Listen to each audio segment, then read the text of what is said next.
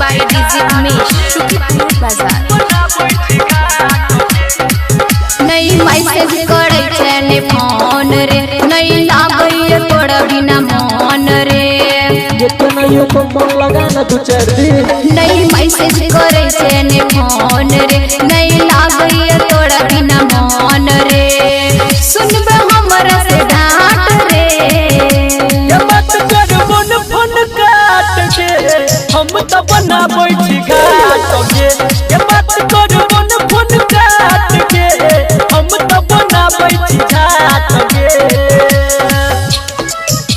बना बैठी घाट के।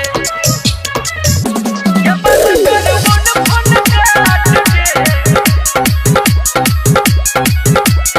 हम तो बना music by DJ Umesh, Shukipur Bazaar. होई छई घरे घरे पूजा के तैयारी, धूमधाम से छठ करे पूरा बिहारी। होगे येली आई के भोरे भोरे पोखरी के कात में घाट बनाबै छिए को दारी लोट के हाथ में। सजाई देबै पूरा बात के, सजाई देबै पूरा बात के। ये बात कर मन फोन काट के हम तो बनाबै छी घाट के।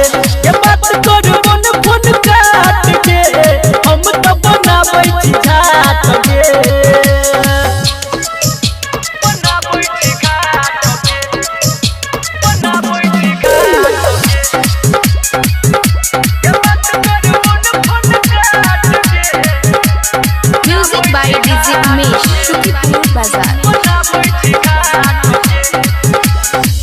खरना से पहिले बाजार हम जइबै रे, नया नया कपड़ा खरीद के लइबै रे।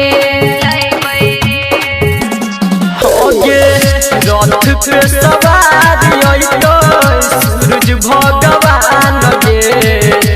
राइटर विवेक संदीप करतै गुणगान गे।